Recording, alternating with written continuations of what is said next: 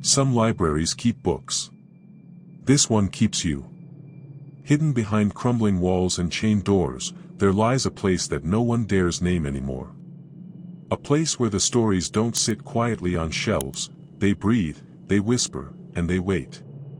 Once you step inside, it isn't knowledge you find, it's yourself being rewritten. Welcome to Grima, where stories are not just told, they're uncovered. This is where forgotten memories resurface, shadows whisper behind closed doors, and the things you buried deep find their way back. Make sure you're somewhere safe. Turn off the lights. Put on your headphones. And let us take you on a journey. There was a building in that forgotten town, a place no one dared to mention anymore.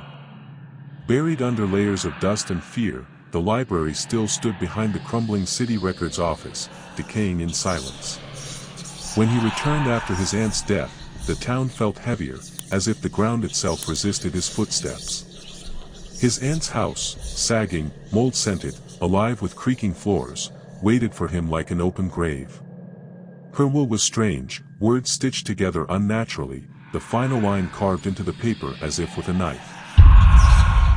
Do not go to the library. But curiosity is a cruel thing. And memories, rotting, whispering, dragged him toward the forbidden place.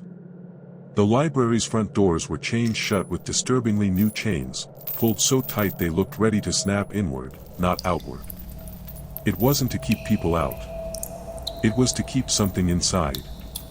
He found the basement entrance behind the building, yawning open like a wounded mouth. The smell inside was a mixture of wet stone, decayed paper, and something sharp and electric, like blood sizzling on iron. At the center of the basement stood the card catalog. It pulsed faintly under his flashlight, as if breathing. Drawn in by something unseen, he pulled open a drawer. Inside, one single card. His name. His life. His secrets. Typed in red. On the back, a jagged scrawl. You shouldn't be here. The drawer slammed shut behind him, but the noise didn't end. Drawers all around him creaked open, slow, deliberate, filling the air with a shivering sound, like dozens of tiny mouths gasping for breath. Each drawer contained a card. Each card bore a name. Some names he knew. Some names he would know. Some were waiting. Panic clawed at him as he ran, tearing himself from that breathing tomb. He burst into daylight, but the world outside was wrong, sky thick and gray, the air suffocating. Something unseen followed him home. At night, the drawers called to him. Whispered his name between the cracks of sleep. Then the TV turned on by itself. Static flooded the room, thick and almost wet, shapes shifting behind the screen. He smashed the television, but the phone rang immediately after. When the machine picked up, it wasn't his voice that answered. It was him, but not him. You have been selected for documentation. Your story is incomplete. The sky outside turned to static. Figures gathered at the edge of his vision, hundreds of them, standing motionless, breathing shallow. He fled to the only place he knew, back to the library. The building seemed larger now, twisted inside itself like a living thing. The shelves moved in slow, awful breaths. Books lined the aisles, but the spines were wrong, slick and veined like muscle.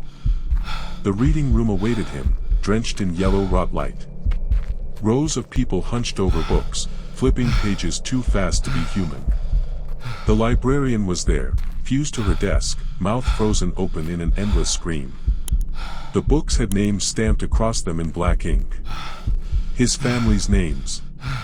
His friends. His own. The blank book with his name throbbed on the podium at the front, waiting. His body moved without consent. His fingers reached out. He opened the book. The walls moaned. The lights exploded. The world broke apart, and he was swallowed whole. And in the darkness, hundreds of card catalog drawers opened again. This time, they were reading him.